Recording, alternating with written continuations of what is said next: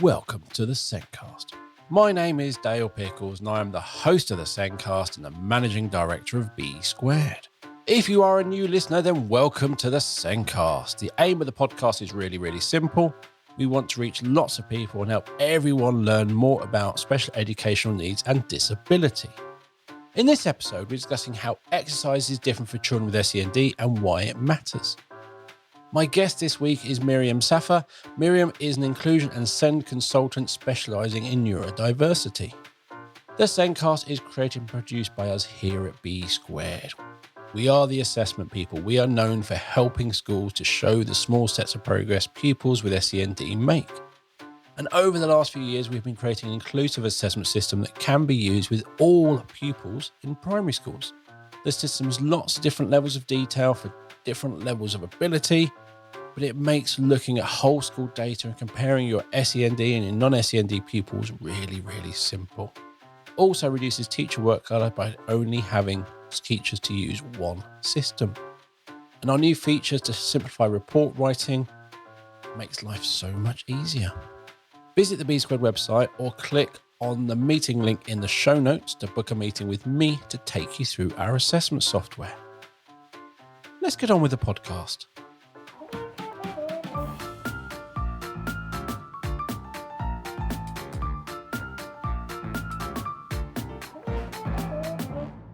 On this week's show, we're discussing how exercise is different for children with SEND and why it matters. My guest this week is Miriam Saffer from Illuminate Inclusion. Miriam is an inclusion and SEND consultant specialising in neurodiversity, and Miriam supports families, professionals and community organisations. And as well as her training support around neurodiversity, Miriam also provides inclusive and accessible fitness training. Welcome to the show, Miriam. Thanks for having me. Excellent. You are welcome. Exercise is crucial for a long, healthy life. I may not be the best at it, but I know I should. And everyone should be exercising. But depending on a young person's needs, the options available can be extremely limited. Definitely. This is for me, such an important topic. And it's something that isn't spoken about nearly as much as it should be. When I first branched out and started when I set up Illuminate Inclusion and started working as a consultant, I started looking at what type of spaces needed support, what type of spaces do young people, children and adults not have access to if they had a neurodivergent condition or a physical disability or whatever it may be. And I just started thinking about how inaccessible gyms can be. And then when you combine some of the kinds of those aspects of a lack of access to fitness spaces, whether it's gyms or any other spaces where there are kind of regular exercise sessions happening and you can get support with your fitness. And then you think about the importance of some of these skills in terms of developing motor skills and your core stability, your balance, coordination, all of those skills that are so vitally important that tend to be areas that those with special educational needs or as adults have neurodivergent conditions are struggling with. You can see that this is just a massive area that hasn't really been spoken about much. And there isn't an awful lot out there in terms of whether that's helping gyms become more accessible or it's supporting children, young people, teenagers, adults into exercise and into fitness spaces if they haven't been able to access that before. Definitely. And I know on previous podcasts we've discussed how physical exercise is also a great way of helping people regulate. There's a whole chemical stuff going on, so getting that exercise in can really help you regulate. And also, I think it gives your brain a bit of time to process other things when you're not really thinking of it. So exercise is good for everyone. But if you can't exercise, if you don't have that ability to access those places, that's going to have a big impact. Massively. And yeah, it does. There is a lot of importance of exercise around emotional regulation and supporting your mental health and what it does to your brain in terms of the kind of chemical balance and what it boosts. But overall, I mean, even just the reports last year from the Department of Health and Social Care showed such a significant health inequality between disabled people, including those with neurodivergent conditions, and non-disabled people in terms of their physical activity levels. Because they just, and if you look at the kind of range of factors that are affecting that, a lot of it is having environments that are not accessible. And it has such an impact on so many different areas of life. I mean, we need our physical health, and the impact that exercise can have on mental well-being and those things. It's so vital. If you look at overall health outcomes for even just kind of the impact of having one health condition on other health conditions, or the impact of physical activity for neurotypical people and non-disabled people in terms of being able to engage in exercise and physical activity, and how that affects their long-term health, stress levels, rates of cardiovascular disease, or sort of all of those kinds of health statistics. And you see that there's this inequality in being able to access environments, opportunities for physical activity and exercise for such a large group of people. It's not really surprising that you have this disparity in health outcomes. And it's a real social justice issue, really. It's a massive issue of health inequality across society, because opportunities not just to access healthcare when you need it, when you're sick, but also to promote positive well-being and positive health and engage in preventative measures to protect your health. The opportunities aren't the same. There's been research around, even sort of over the last 10 to 20 years, that show health outcomes and just the rates of obesity, of asthma, of heart disease, of so many things are significantly higher in communities and in groups of the population who have a disability, whether that's physical or a neurodivergent condition. And the risks of so many of these kind of negative long-term health outcomes are significantly higher than it would be for a neurotypical or a non-disabled person. It's quite interesting because I have been to a gym. I know if you look at me, my body, it's not a gym bod at all. And I have been to inside a gym more than one occasion as well. But when I think of the gym, it's not an inclusive environment. Now, you could argue, well, if they can't use it, there's this machines, but actually the way they're spread out, it can be trip hazards and things like that. You can't get to everywhere. But also is our local gym, I think it's called a Blaze class or something, which is like it's like a circuit training thing, but it's on everything. And it's really noisy with music on. And I walk past it kind of almost wincing as I walk past that room. And I'm going, that literally is hell for me, that level of noise when I'm trying to exercise and people getting in my way. And I think about actually then they're just, in lots of ways, they're not inclusive. And also when I think of Joanna Grace, who's really good at kind of saying, I need to know the rules before I will do something, is what are the rules in a gym? How do you know what the rules are unless you're actually in there? And it is quite an alien environment unless you've been in them. Definitely. I think there are so many barriers in gyms that make them totally inaccessible environments for so many people. And on the gym side of it, I mean, if we talk about on average the neurodivergent population being 15%, some people say higher, this is a massive group of society that they're kind of not tapping into being for people that might want to go to the gym. But if the noise levels, for some reason, it's like the louder noises are better. You want to get the kind of the pump classes where they're just pounding out this beat and you can feel the walls vibrating around you. And then there are so many of these rules, and it's almost like, what is the social etiquette when you go into a gym? What is appropriate behaviour? What is not? Do you ask questions from the guy that's walking around wearing like a t-shirt with a gym logo, or are they as a personal trainer and you have to pay for a session with them if you want to ask for advice? Who do you go to when you need help? What time of day is the best time to go? What happens if someone doesn't put the equipment back where they're supposed to? Because good etiquette in a gym is that you kind of replace things, that you clean the equipment after yourselves. But there's no set rule or somebody stopping lots of other people from not following those rules. So then what do? You go into the gym and it's a total overwhelm in terms of the sensory experience, the noises around you. The lights can often be quite bright and very artificial and very uncomfortable, or they can be quite dark spaces. And then it's a real difficulty for those with visual impairments, because often with colour contrast and things being left all over the place, physically getting around that environment isn't as easy. The noises, even just the smells of either the cleaning fluids or having lots of sweaty people in the room and there's no windows open. It's not a pleasant experience.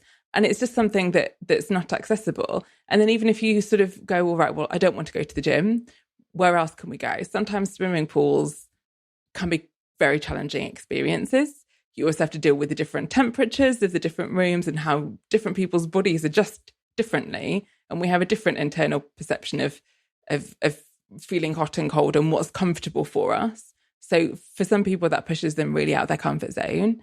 You see, like sometimes with the lifeguard blowing on the whistle and kind of shouting into the pool if someone's done something wrong, you don't know if they're talking to you or not. How many of these other spaces where people just go to keep healthy create huge barriers and huge challenges for children and adults that have additional needs. And that makes it difficult for them to stay physically active and to enjoy staying physically active as well as part of a healthy lifestyle. And you haven't even touched on changing rooms there. Because if you're going to a gym, in my head, I'm going, you could actually get changed before you go. You could get in the car afterwards and drive home. You can't do that if you're going swimming. That would be rather odd to just walk out the swimming pool in your swimming costume and get into your car. But there's a big thing with most gyms I've been to in swimming pools of open plan changing. And if you're struggling with things, you kind of don't want to be open plan. You want to be somewhere hidden. And that's now family changing, only as cubicles. And so there's lots of things. And especially if you're insecure, if you want to do things your way in privacy, those options just aren't there in a lot of gyms. Definitely. And it's a real problem. So sort of one of the things when I started thinking about this is going, okay, what advice can we give to gyms? How can we make this accessible? In school, children have got transition booklets where they are introduced to their new teacher and they have a map of the school. What visual support systems can we put in place? So somebody knows when they go into the gym, there is somebody there that is trained and understands that some people are struggling. You know who to go to for help. It's presented really visually and clearly which members of staff are on duty and what's going on. You know the layout of different spaces, and somebody has set times during the week where the noises and the lights are kind of adjusted to make them more comfortable. You know, we see the supermarkets are starting to do that, having sort of sensory friendly hours. But why doesn't that apply to other parts of kind of community spaces, whether that's gyms or libraries or anywhere else, where things are, maybe libraries are actually more quiet generally, but in principle, everywhere you go, we need to be thinking about how we can make these environments more inclusive so that it works for everybody.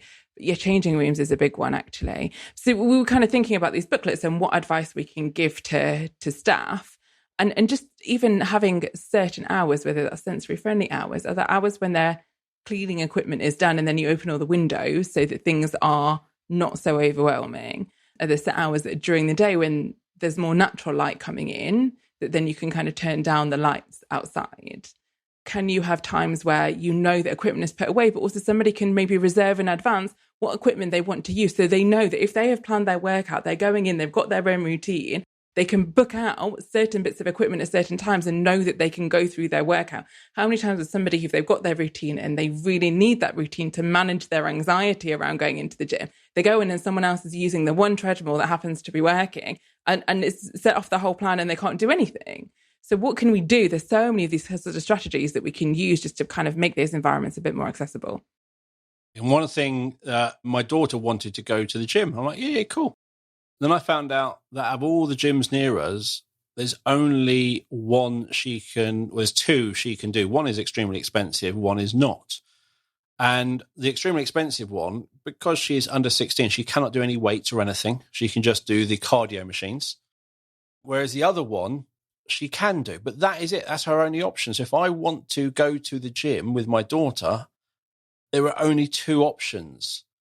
And in one of them, it's limited.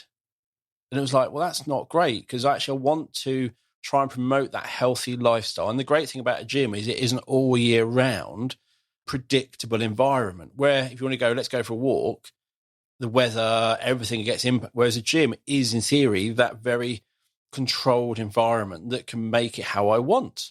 That's the benefit of that gym. It's why so many people go to gyms, because they can do that 6 a.m. run every day, every week of the year in the same environment and have a shower and have all of this. It's great.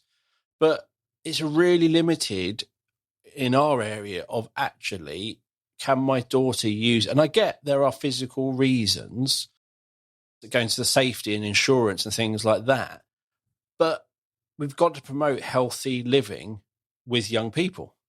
Definitely. And the gym is a great one in so many ways. And it's not just all about gyms. There are all sorts of other fitness places and group sport venues and things like that that are really important as well.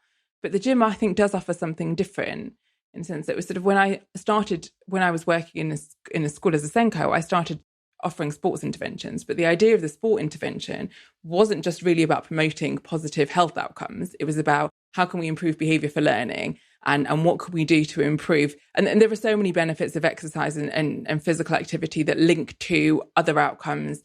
The fact that boosting motor skills, you can also, it has a link to boosting your language skills and so many other factors, but also promoting a healthy living for the sake of healthy living. If somebody doesn't want to be in a sports group because they've been told to go because it helps their social skills and they don't have a lot of friends, sometimes they might want the quiet time where they can choose what they do themselves.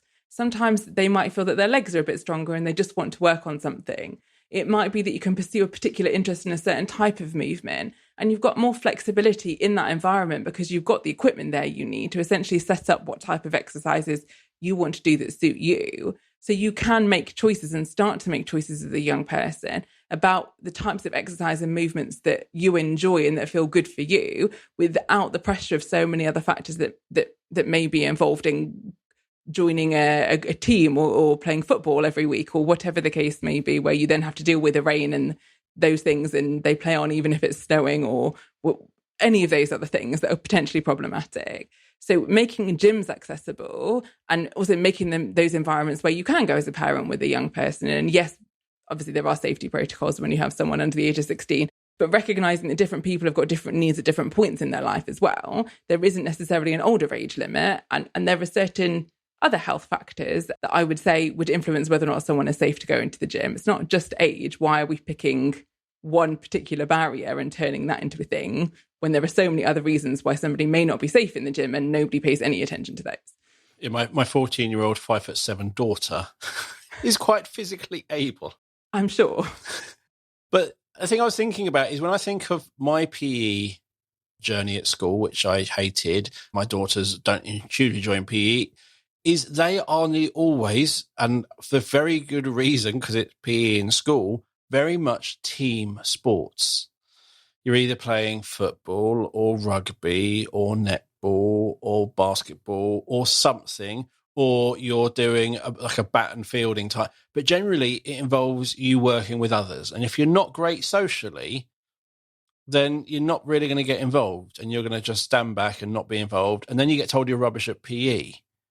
And it's like, no, I'm not rubbish at PE. I'm just socially rubbish.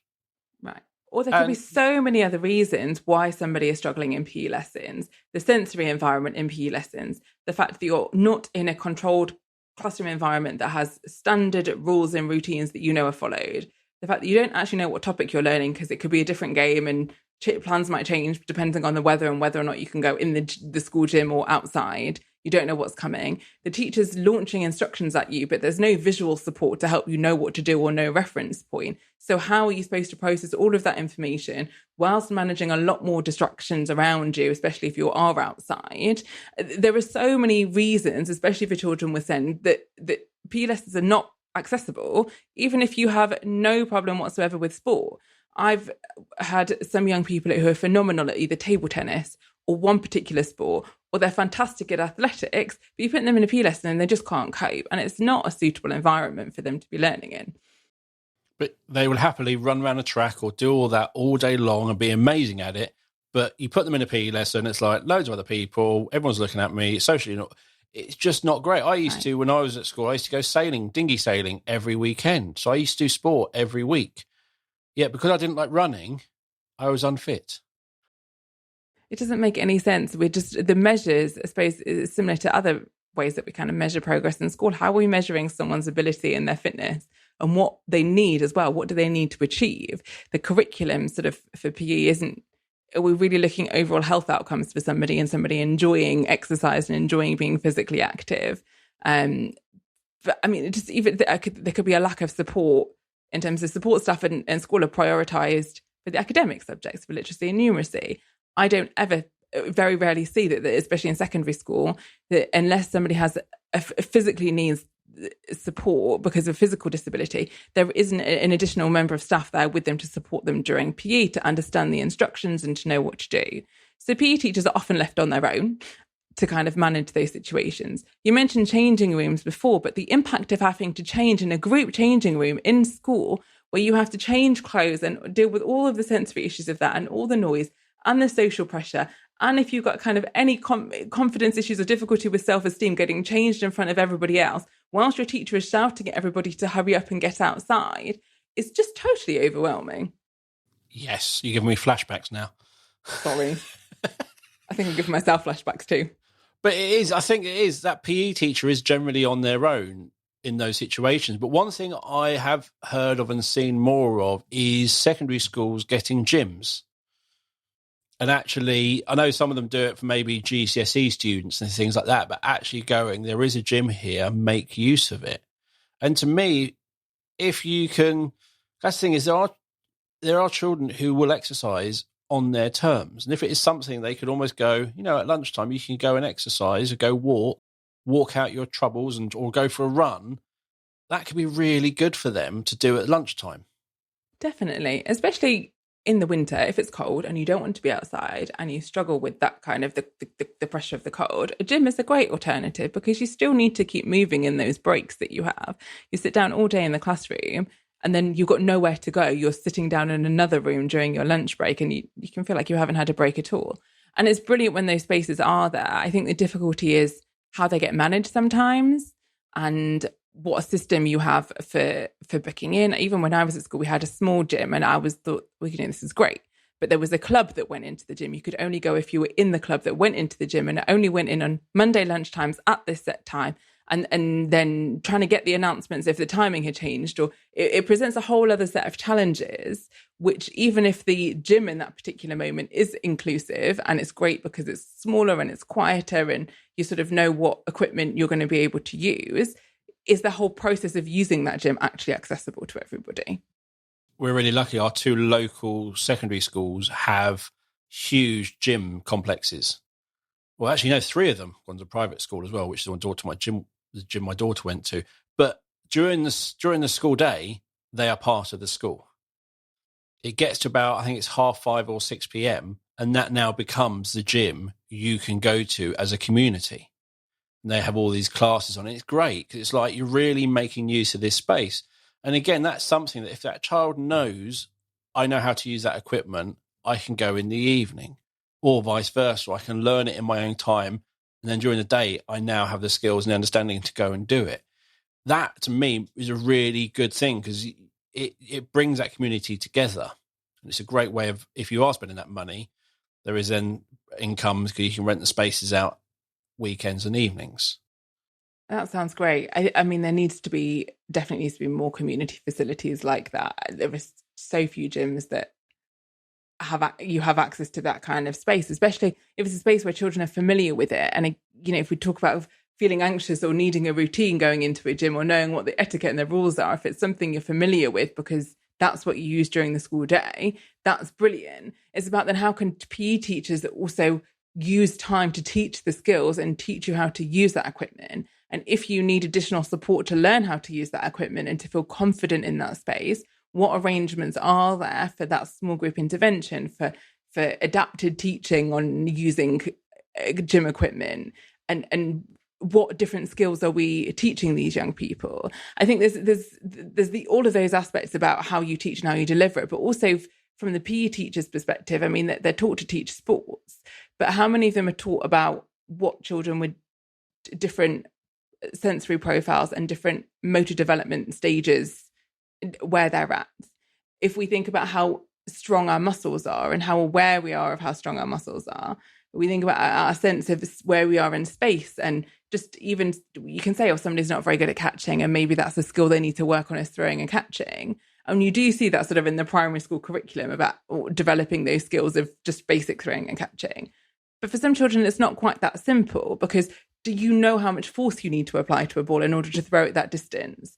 Do you know where you need to stand and in what position and how far your hands need to be apart? And how does that feel if you don't have that same sense of where your body is in space, and how you coordinate your left and your right side, and maybe one side slightly stronger than the other? And there are so many things that we just don't think about, or that we take for granted for so many young people.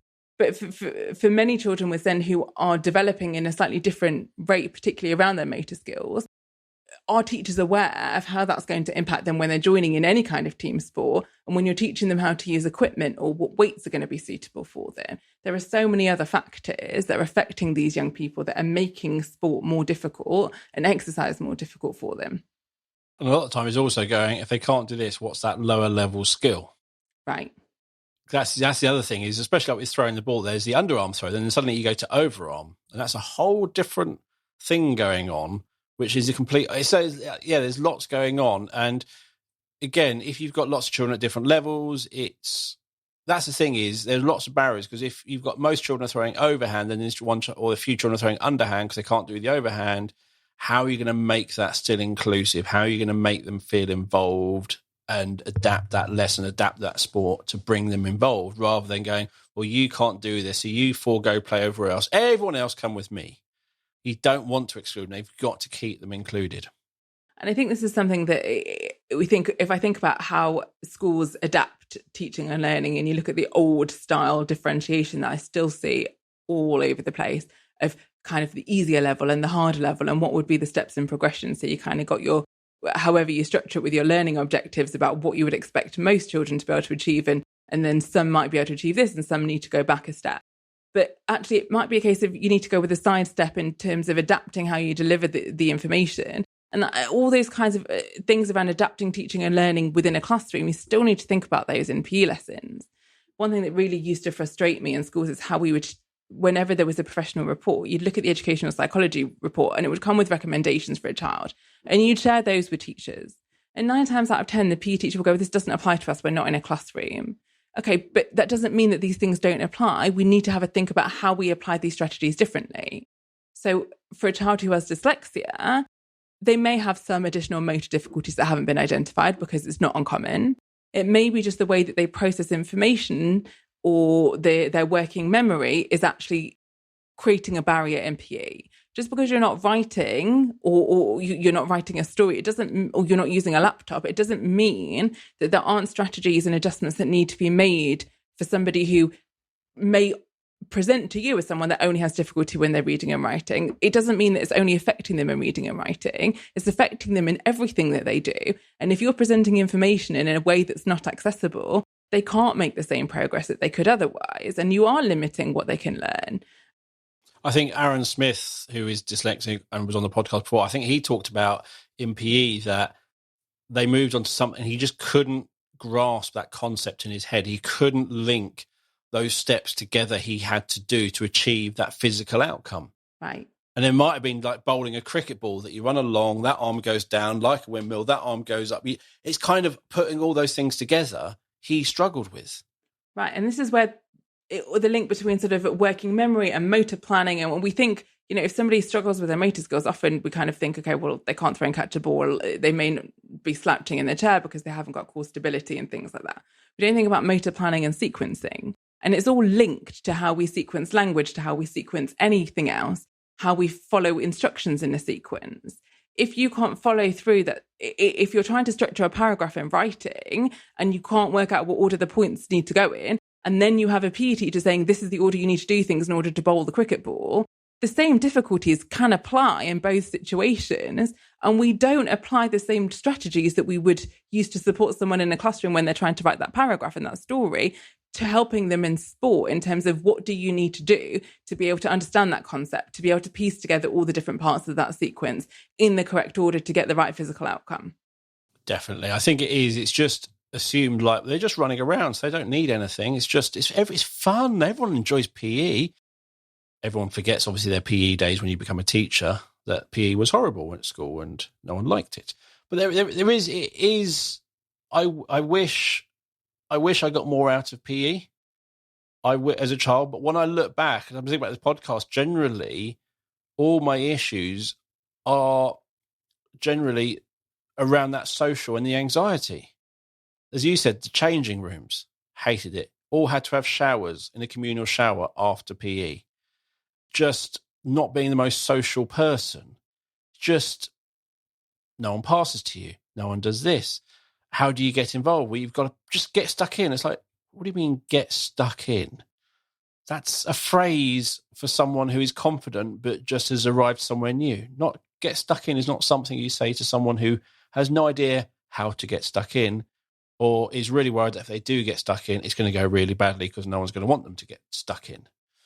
And I do think that people kind of just think it is, it's not really learning. It's like a structured PE. It's like a structured playtime. It's just out there. They have fun. And then you look at those young people and think, well, how many of them are struggling in the playground? How many of them are having fights with their friends because they can't get involved in games as well? So you kind of, especially when you have the stereotypical picture of a hyperactive boy with ADHD, you kind of think, well, they should be good at a sport because they've always got lots of energy and they want to run it all off. And then there's always almost a sense of an element of surprise that that's the child that's hiding because they don't want to have to go into the PE lesson.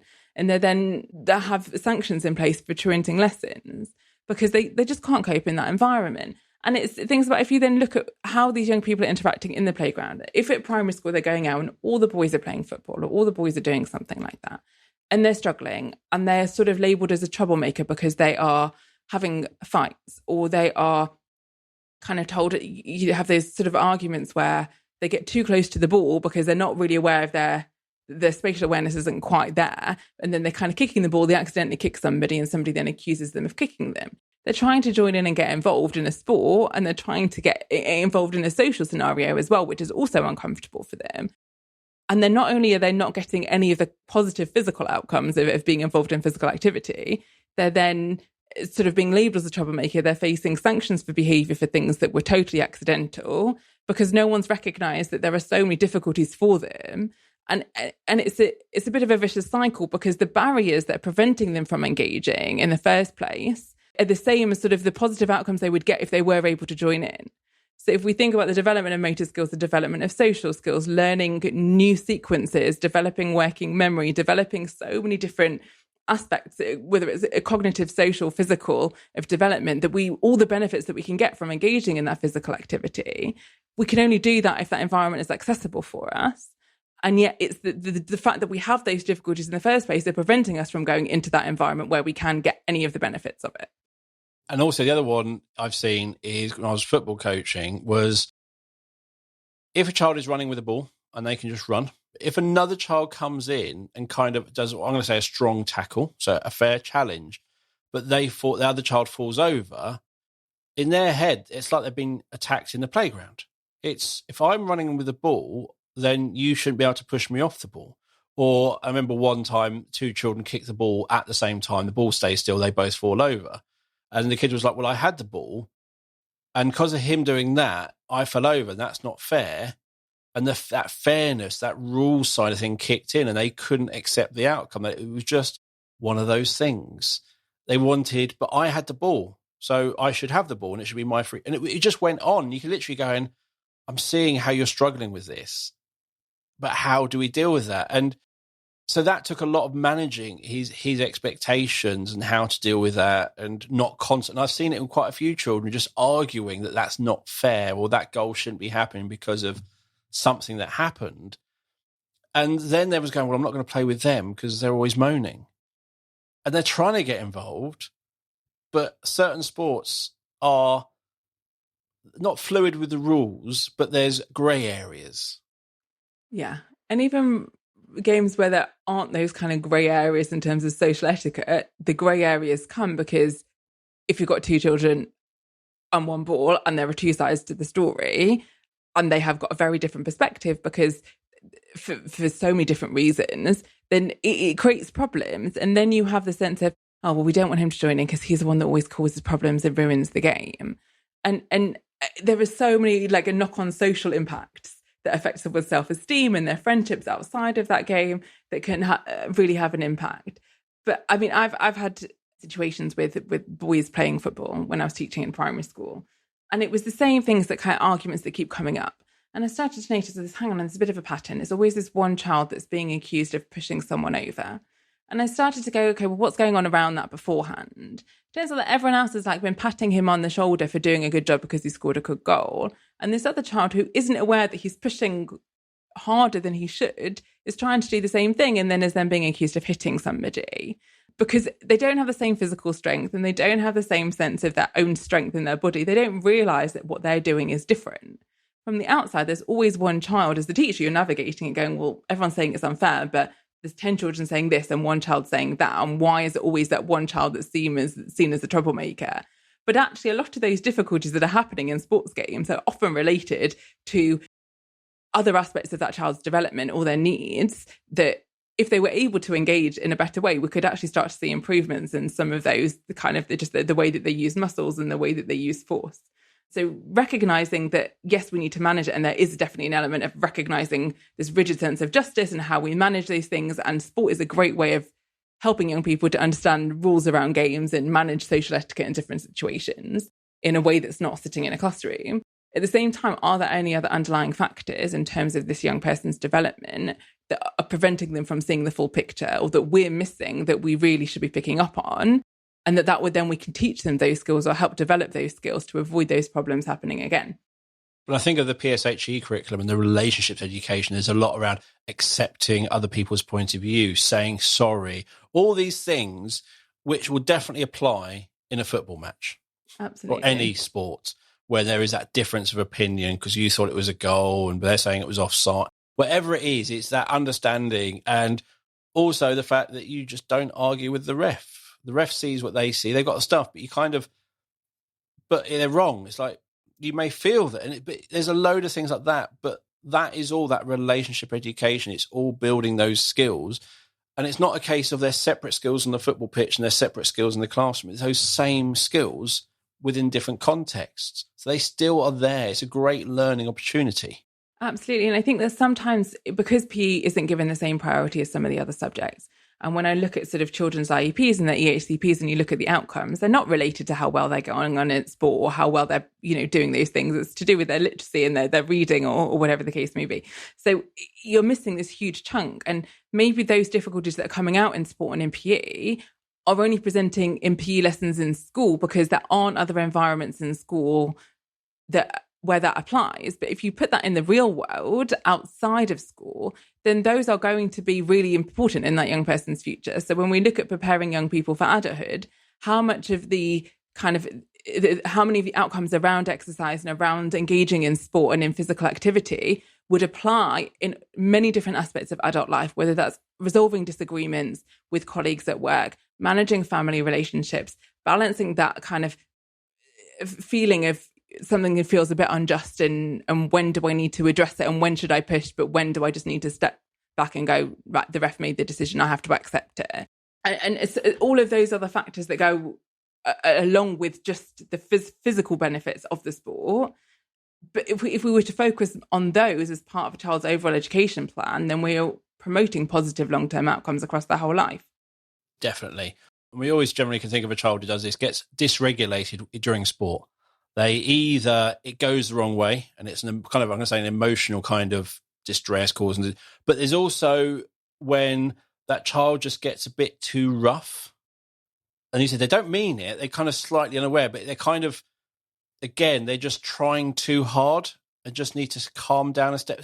There's a whole thing about regulation that sometimes only really shows out in PE, because it's very visual to see someone pushing, starting to get over, whereas they will get dysregulated in the classroom in different ways, but it comes out. But that regulation part is another big benefit of actually being able to learn how to regulate and learn actually when you're doing this, it's because this has happened. You just need to bring yourself down again. And how do you teach them to do that?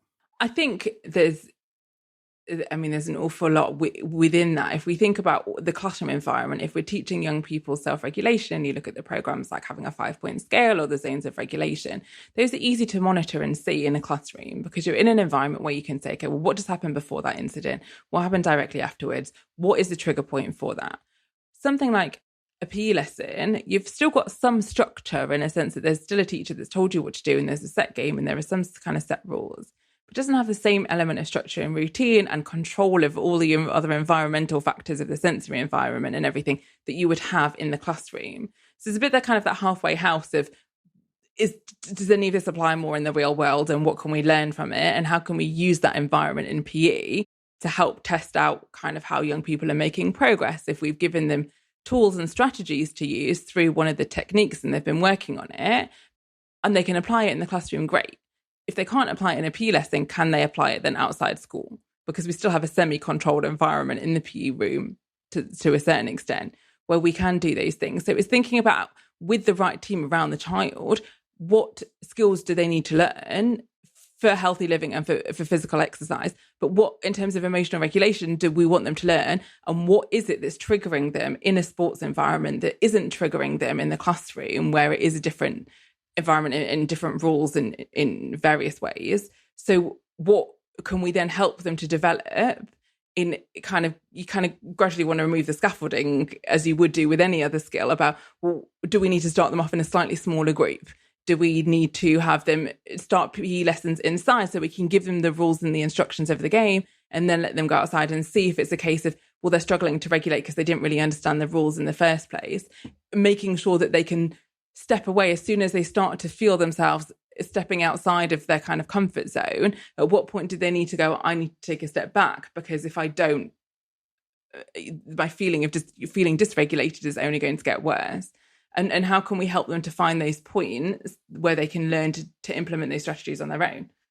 And also, I think feeling dysregulated in a quiet classroom and feeling dysregulated in the middle of a group of other children chasing a ball is also probably a very different feeling, because you've got loads of other physical sensations going on. And in the middle of all of that, are you feeling that dysregulation, or is that something you've got to tune into in that situation of, okay, when you're doing this, it feels slightly different?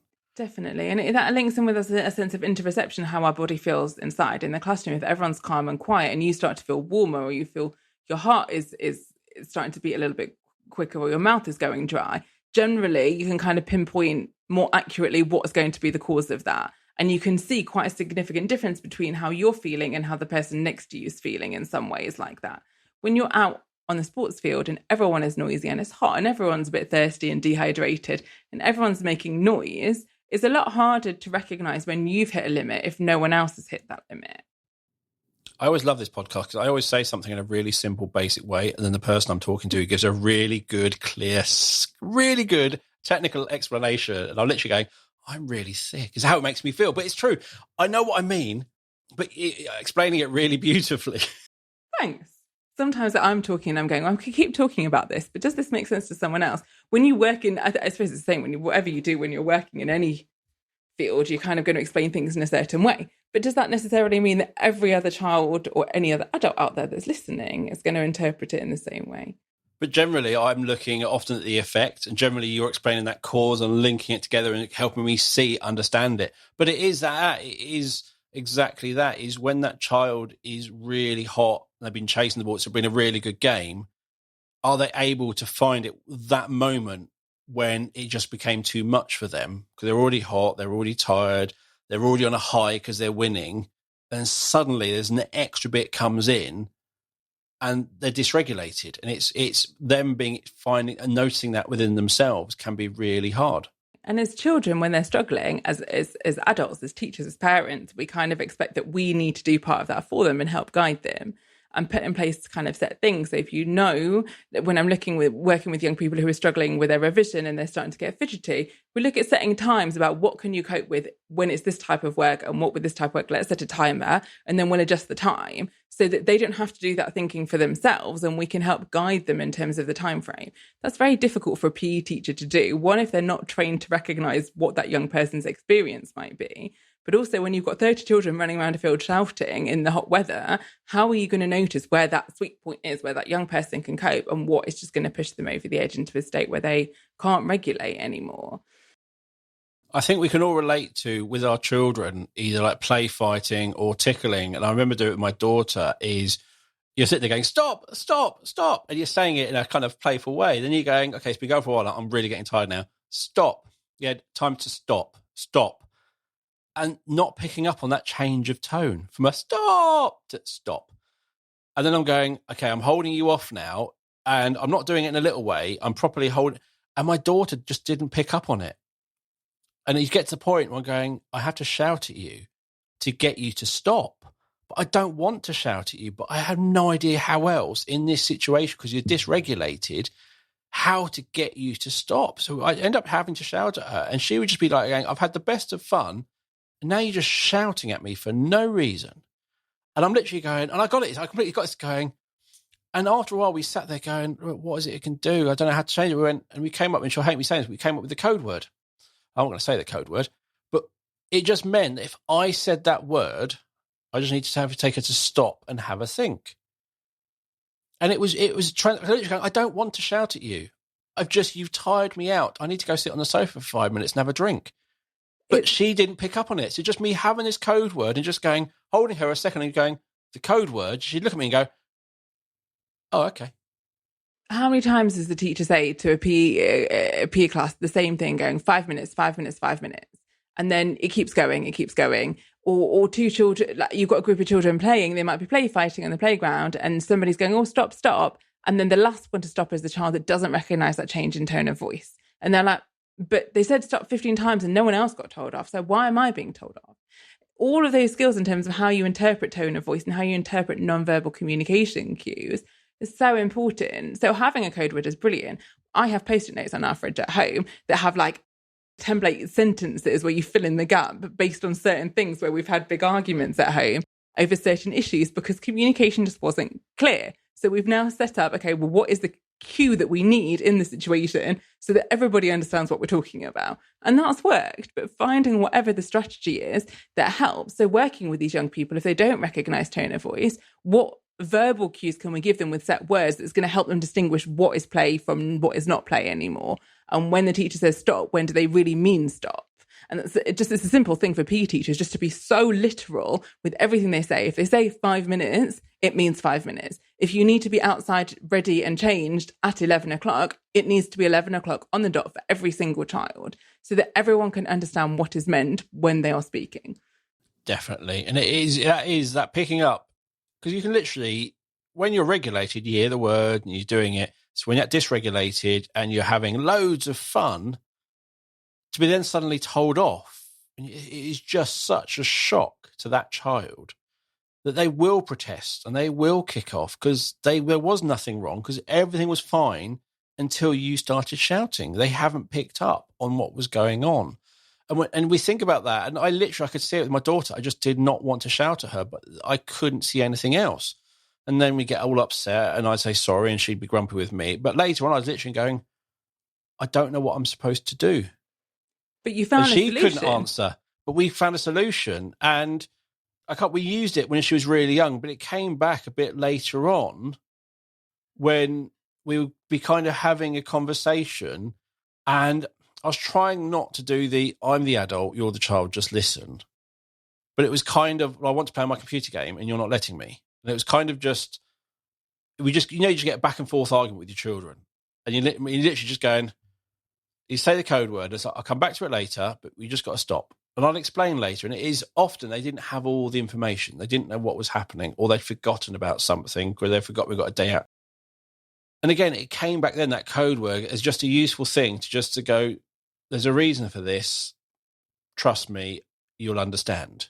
And I think that works both ways. I mean, if a young person's really dysregulated or they're not following instructions and you don't know why, it maybe they can't then later communicate with you, well, this was the underlying problem that I hadn't told you.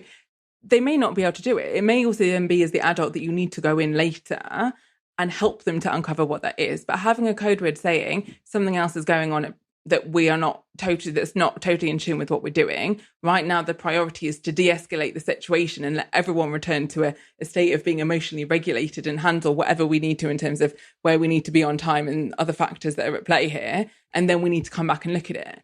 I mean, you said earlier that I kind of explain the cause of things and like that, but that's my approach when I'm working with a family, when I'm helping, whether that's in terms of exercise or in terms of adjustments anywhere else. And it's or a family at home. It's about thinking, okay, well, what is the underlying cause? There's no point whether we're treating a physical health illness or, if somebody's getting persistent headaches, just constantly giving a painkiller time and time again for months on end is not going to take away the root cause of the problem. It's not making anything better. And if we want to see long-term positive change for a young person, for a family, we need to really fully understand what's going on. And I think teachers still have the approach of, we're teachers, we know what we're doing, you need to listen to us. And that applies in PE lessons the same as in any other classroom setting. It's like, well, you don't know how that person's experiencing the world. You don't know what other factors are at play. And that can be a case that the young person themselves doesn't actually understand what's going on or where the problem is, but we need to collaboratively find a solution that leads to better outcomes for everybody involved, rather than making us, whether it's intentional or unintentional, we tend to make assumptions about how someone experiences the world, how they perceive their sensory information around them and take in that information, how they learn, how they progress, what their physical abilities are. And we need to strip away a lot of those assumptions so that we can actually target the I don't want to say the problem, because it's not necessarily a problem, but we can target the areas that need to be addressed to support that young person and that family or that school teacher to be able to move things in the right direction. I think when you say problem, you don't mean problem with the child, you mean the problem with the situation. Exactly, the situation. That's the thing. When you say problem, it is a problem because that isn't accepting them rather than there is a problem with there. Yeah, and often it's someone else that's got the problem and not the child. It's just, what's the correct word to use in this situation? Yes. Yeah, saying I started right at the beginning. Exercise is really important. We went through all the gym stuff, and it's exercise is important for lots of reasons. And one of the things I did with my daughters really since lockdown is every day they have to go for a walk. Now, if they're walking to school, they've kind of got that walk covered. But at weekends, they still need to go and have a walk. And I don't have to remind them half the time anymore because they've actually started to enjoy it. They use it as a reflective planning time, or they use it as a chance just to go listen to music. And it's amazing how often they come back from their walk and they've got something to tell me or something to ask me. They've churned on something in their head on that walk, and they're going, can we go here? Or can you get me, is often the one.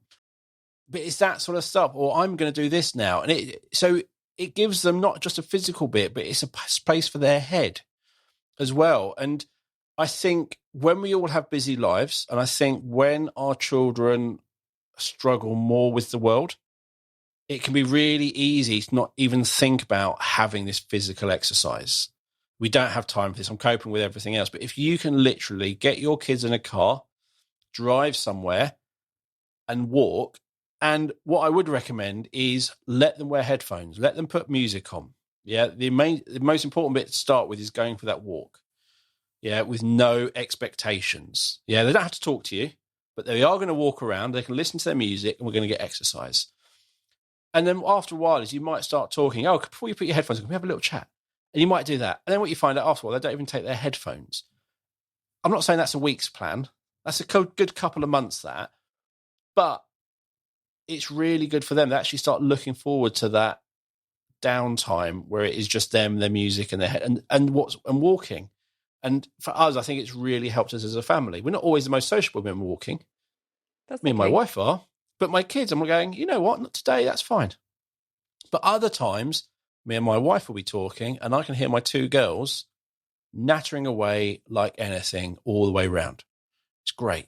I think that's different personalities and different ways of processing information, isn't it? Like, we all take our downtime in different ways. Sometimes my partner and I, we go to the gym together, and he has to have a target. Like, he has to push himself ridiculously hard. He has these competitions with himself, and he is like, has to set that target, and he gets really cross at himself if he doesn't. But that's the way that he releases all of the stress and all the frustration. I don't like any pressure because I hate being told what to do by other people. I can't handle it. I don't like anything. If somebody even tells me you must do this exercise, I'm like, no, I'm not going to the gym at all. My downtime is to just be able to switch off completely and not have to cope with any of the rules or the pressures that I might see elsewhere in my day, where I've got deadlines and things like that I have to meet. So everyone gets something different out of it. I hated team sports as a child. I still do. I'll happily go for a run. I'll happily go for a walk and a chat. I will never join in a team sport game because I can't enjoy it. I can't relax. There are too many additional pressures, and the exercise time should be my downtime. It's time to boost, my positive mental health, my physical health. It's not time to add in extra layers of pressure that I get elsewhere in my life already. So how can we use exercise in a way, whether that is bringing a family together or finding the time for you to do it on your own, that meets everybody's needs and where everybody gets something out of that experience that is positive for them, that helps their health, and that it doesn't add more stresses that are going to have a negative impact on their health at the same time. And I think the other aspect of that is using walking, like you said, you get everyone walking every day. That is a preventative measure. We have a healthcare system that is usually you wait till you're in a crisis point and then you reach out for help. We don't look at what protective factors are there? What can we do to prevent a problem arising in the first place? What can we do to promote positive growth and development in an enjoyment of having a healthy lifestyle? It's always that we only do it when we have to. And that's not going to encourage children to enjoy exercise in the same way and enjoy being active if it's only something we have to do when we've reached a point that there's a problem already. How can we bring exercise into everyday life and movement and just being out in nature as well and breathing fresh air into everyday life in a positive way? And I love the fact that you can with your children do it so that they can listen to music or not listen to music, but everyone's enjoying that experience as a family, but also in a way that they're getting out of it what they need to do based on how they process information and how they can unwind and cope with relieving any stress that they might have. I'm sure my parents will probably look at that, then my kids with the headphones on and go, well, what's the point? You're out as a family, you should be talking to each other. It's like, today we're not, and that's fine. The fact that I look round and my daughter will smile back at me tells me she's happy. Yeah? If she's listening to her music or whatever she's listening to, but she's having that exercise and she's happy, it's like, perfect. Why make her be uncomfortable? Because I want her to be. That gets back to following rules for stupid rules' sake. It's the important part is I want her to get used to going walking. I want her, and what I think we talked before we started recording, when we first talked about is that interoceptive. I talked about how my friend goes to the gym and goes, oh, I haven't been to the gym, you can really feel it. And I look at him with a really blank expression because I've only been to the gym double digits in my entire life. Never built up that feeling in my body to then notice when it wasn't in that shape. It's something you said you learn. It's a skill that you learn to feel your body.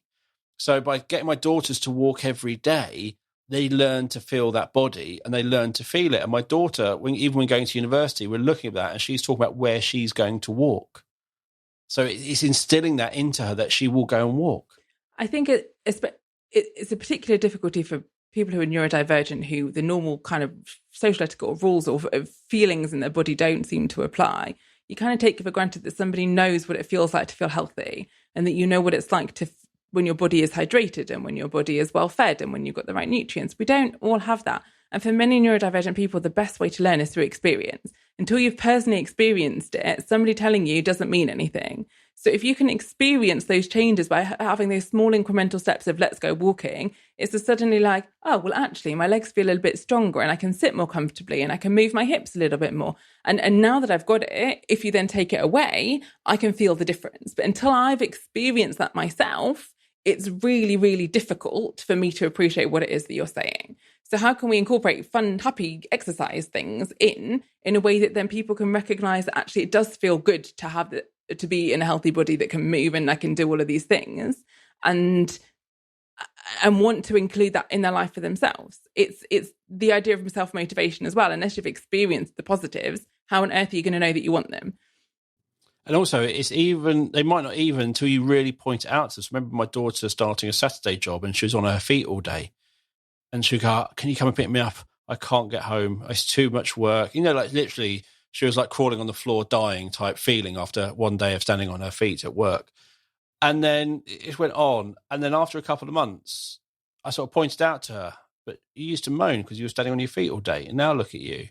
And sometimes I have to point out to my kids where you were, where you are now. And then go, that's everything you're going to do. The first time you do it, it's going to be horrible and rubbish because you're not quite sure and you're not used to it. Then your body will adapt and get used to it and you'll get good at it. So just think about that. Everything you do, the first time it might be rubbish, but the more you do it, the better you'll get. And exercise is a great way to show someone progress that they're making because you can see it, you can feel it, and you can use it in everything that you do. Well, you were really struggling to even help me carry the shopping bags home from the supermarket 3 weeks ago. Look how much stronger you're feeling. You haven't complained once the whole way home. There are so many benefits. And constantly highlighting those positives is great, but also using exercise as a way to help somebody develop skills in self-reflection and recognizing their own progress and setting their own goals and motivating themselves to work towards another goal is much easier with things like exercise, and you can use it in so many ways like that. So my big tip of getting your kids to exercise is distraction. Yes, it's not exercise. We're going to catch Pokemon in Pokemon Go. If you have no idea what Pokemon Go is, and you have, I'm going to be very stereotypical, neurodivergent children, you need to go read up about Pokemon Go. It's a game you get for your phone where you literally walk around and there are Pokemon all over the world that you catch. Not only that, you go to these thing called Pokestops and catch an egg. Do you know how to hatch the egg? Do you know how to hatch the egg? I wouldn't have a clue how to hatch the egg. I see it all the time on people's phones. This is great. You get either a 2K egg, a 5K egg, or a 10K egg. So to hatch that 10K egg, you have to walk 10 kilometers. You have no idea how my kids would go for 4 walks a day when this was a buzz in our house. And my friend John, his daughters got into it and they go, can we go for a walk? Can we go for a walk? Can we go for a walk? Because it's for them. They are catching Pokemon. They are trying to see how many different ones they can catch, or they're catching a different one. So I understand it is a very stereotypical thing, but it is a thing. And I think it was invented by an autistic person, and everything about it is really inclusive. But it is a great way if you're not just trunching around, you are trying to catch Pokemon. You're going to Pokestops. Oh, there's a Pokestop. Let's go over that. Oh, there's loads of stuff. The other one is with the music of my daughters. Put music on. Yeah, listen to your favorite music. Your legs just happen to be moving. That's it. Listen to your favorite music. Your legs are moving. I think all of that comes back to the same thing, and it's about the balance of what can we motivate intrinsically ourselves and where do we need external motivation. And all those things is about what is the right external motivation. If your child isn't motivated to go and move, don't put a label on it that's like exercise and it's something that they're going to associate with something negative. What external factor that's positive can you associate with it? Is it walking somewhere where they really want to go, but there's no car park, so there's no other way of getting there other than to walk? Gradually over time, they'll see the benefits and they'll be motivated to do it for its own sake.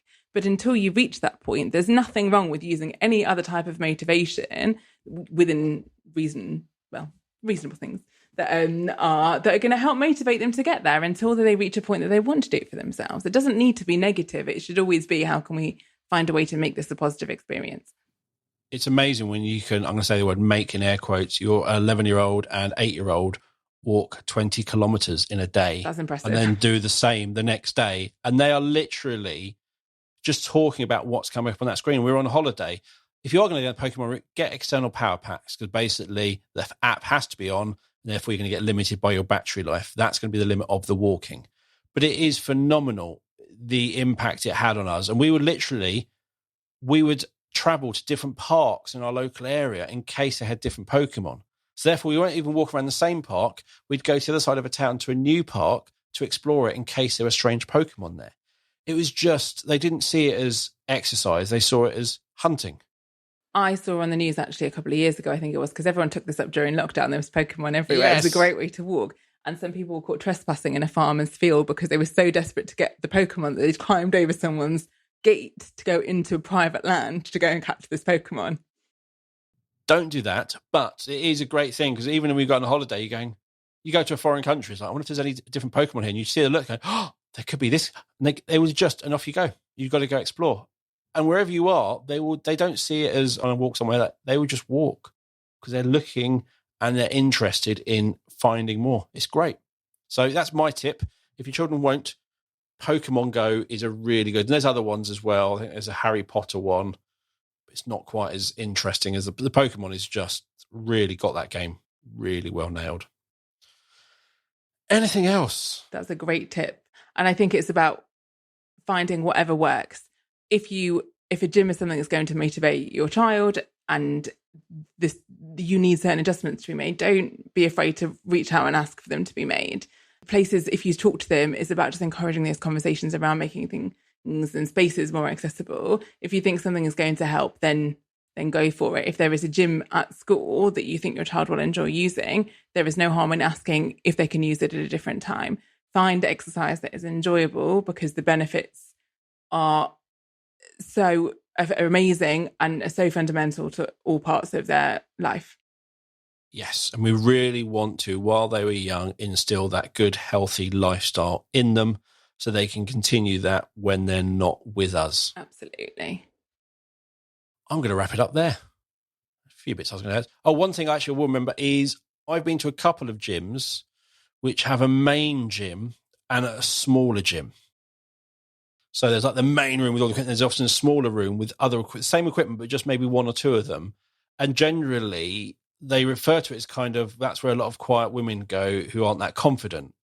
And generally, you will look in there and see lots of women, which is, once they're going, well, I'm not confident either, but I'm kind of excluded. But so in certain gyms, if they have a separate, smaller environment, it means if you're not confident in that big gym, there might be a smaller room that you can work out in with only a couple of people, if any. So find out if your local gym does have that. Definitely. And any gyms that have studio spaces where they teach classes, those spaces tend to be empty when there are not classes taking place. There is no reason why they can't be used. Most of the time people just don't go in, but often gyms have no issue and you can have a room totally to yourself in that case if you go looking for it. So definitely reach out and see what there is around. I know we bashed them at the beginning with gyms, but it's a long-term thing. But it's not saying they're not going to be helpful, not going to try and help. It's sometimes they just don't know how to help. And if you can tell them kind of what you need, they're probably likely to help. Excellent. Really enjoyed today's podcast again. Thank you for coming on. Thanks. I've really enjoyed it too. So Miriam's given me a couple of links again, including one to the Special Olympics. Yes, the Special Olympics is a great organisation, actually. It's worth just checking out. They have all sorts of online resources and other events and things like that, and just other advice on accessible fitness and what their teams are doing for their Special Olympic athletes, which may be inspiring or motivating if you're trying to get your children into some type of activity. It's definitely worth checking out. It is also one thing I always think at sport, if you go to school and just rely on PE for your sports, there's only about 7 sports.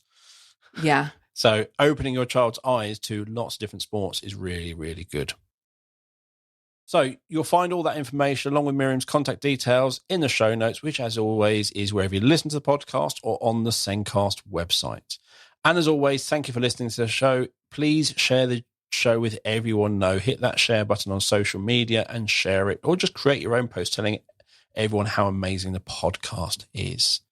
And everyone knows B Squared, the company behind the podcast, for helping schools to show those small steps of progress that pupils with SEND make. And if you are interested, we do PSHE and PE assessment as well with the smaller steps. And it's more the generic side of things about control and things like that. Over the last few years, we have been creating an inclusive assessment system that can be used with all pupils in primary schools. So the system has different levels of detail for different levels of ability, not the same exact system for everyone. But it does make looking at the whole school data and comparing your SEND people with your non-SEND pupils really, really simple. It becomes one big data set, which makes life very simple. And because it's one system that you access everything in, it's going to reduce teacher workload by only having that one system to use and update and learn how to use. And it also means that it's going to save schools money. With our new advanced features, it makes report writing really, really simple. And also there's lots of translation for you, which is very cool. And if you're interested and want to find out more, you'll find a link to the website and to book a meeting with me in the show notes. So if you want to get it with me and not one of my colleagues, use the one in the show notes. And you can also find about our online training, our CPD, read our blog, or watch many of my webinars. It is all on the B Squared website. So thank you for listening. We'll be back next week with another episode of the Sendcast. It is goodbye from me. Goodbye. Bye, everyone.